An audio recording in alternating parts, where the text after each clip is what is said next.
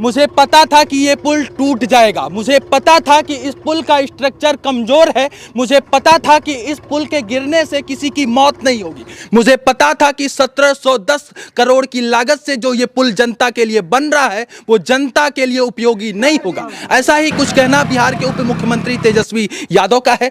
अभी आपको पता है कि बिहार के भागलपुर में एक पुल नदी में भर भरा कर गिर गया, जिसकी चर्चा मीडिया में खूब हो रही है। अभी हम इस वक्त उस जगह पर खड़े हैं जहां कुछ दिनों पहले यह कार्य चल रहा था, लेकिन वर्तमान स्थिति क्या है इसका मैं दिखाने का प्रयास करूंगा। इस समय यहां पर कोई नहीं है, ध्यान से देखिए। इस वक्त यहां पर पूरी तरीके से सन्नाटा पसरा हुआ है और वहां पर आगे जो है 3-4 पिलर टूट चुका है कि किस तरीके से करीब 1700 करोड़ रुपए को गंगा नदी में डुबा दिया गया। इस वक्त हम बिहार के भागलपुर में हैं और भागलपुर से आपको यह हकीकत दिखा रहे हैं। जरा देखिए, ये पुल जो खगड़िया से भागलपुर को जोड़ता, यानी कि उत्तरी बिहार को दक्षिणी बिहार से जोड़ने का काम करता, लेकिन दुर्भाग्य है कि ये पुल ऐसा नहीं कर पाया। ये तमाम लोग जान जोखिम में डालकर इस पार से उस पार रोजाना जाते हैं और रोजाना आते हैं। इनकी सुविधा के लिए यह पुल बनाया जा रहा था, लेकिन कल ये पुल भर भरा कर इस नदी में गिर गया और इसकी वर्तमान स्थिति को आप देखने और समझने का प्रयास कीजिए। बहरहाल इस नदी के पुल पर मैं बहुत ज्यादा कुछ नहीं कहूंगा, तमाम भोली भाली जनता की सुविधा के लिए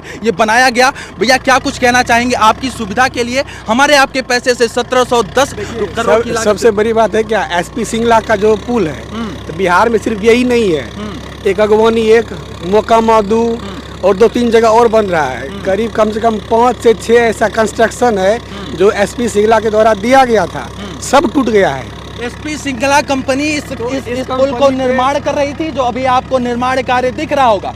कल के पहले तक ये निर्माण कार्य जारी था, लेकिन कल से ये निर्माण कार्य ठप हो चुका है। कल से इस निर्माण कार्य पर पूरी तरीके से रोक लग चुका है। एक ये ही पुल नहीं है ना, ऐसा कम से कम 8-9 पुल टूट चुका है बिहार में, जाके उसका जांच करवाइए। मैंने सिर्फ इसी का नहीं है, ऐसा 5-6 पुल टूट चुका है। बिहार के उप मुख्यमंत्री तेजस्वी यादव कहते हैं कि मुझे पता था कि ये पुल टूट जाएगा, मुझे पता था कि जनता के लिए ये पुल उपयोगी नहीं होगा। क्या कुछ कहना चाहेंगे? इसमें कहेंगे क्या, जनता के पास सब कुछ ऐसा इंफॉर्मेशन है, टेक्नोलॉजी है, फिर भी ये टूट जा रहा है, जिसमें सरकार जवाबदेह है। और क्या, सरकार को इसमें कुछ करना चाहिए। सरकार अगर नहीं कर पा रहा है, आज दुनिया कहां से कहां जा रहा है, आगे बढ़ रहा है, उसके बावजूद भी अगर हमारा पुल बना हुआ टूट जा रहा है, इसमें इसका भुगतान कौन है? सरकार है, नीतीश सरकार है। किसी जमाने में अंग्रेज जब पुल बनाया करते थे तो 100 साल चलता था, लेकिन आज के वर्तमान जब ये पुल बन रहा है तो ये उद्घाटन से पहले ही ध्वस्त हो जा रहा है। क्या कुछ कहना चाहेंगे भैया?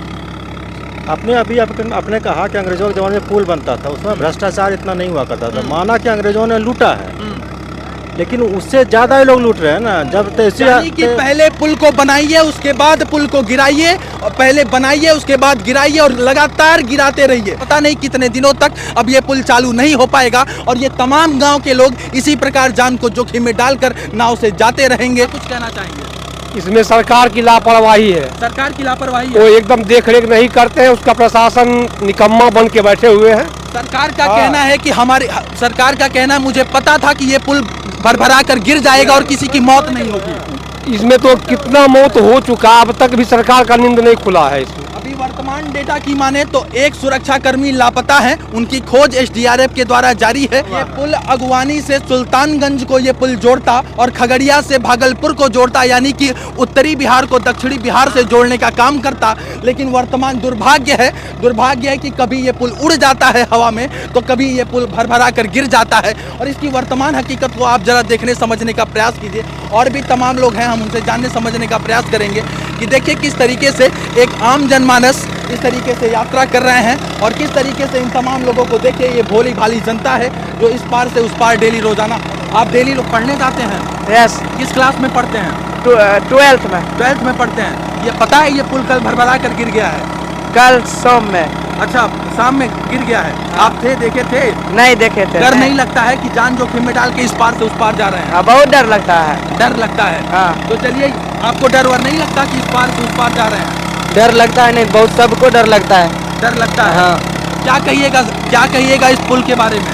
क्या बोले आप लोग बोलिए। हम लोग तो आते हैं, मतलब जो है ना, क्या बोले हम लोग तो कल ये पुल बन रहा है, कभी पुल को बनाइए उसके बाद कभी पुल को गिराइए। क्या कुछ कहना चाहेंगे? कभी पुल को बना रहे हैं, कभी पुल को गिरा रहे हैं। लग तो यही रहा है। लग यही रहा है। देखिए, गलती एक बार होती है, लेकिन ये तो क्या कुछ कहना चाह रही हैं? आदमी के चलने से पहले ही गिर जाता है। आदमी के चलने से पहले गिर जाता है। मुख्यमंत्री साहब तो कह रहे हैं कि उप मुख्यमंत्री साहब कह रहे हैं हमें पता था कि ये पुल गिर जाएगा।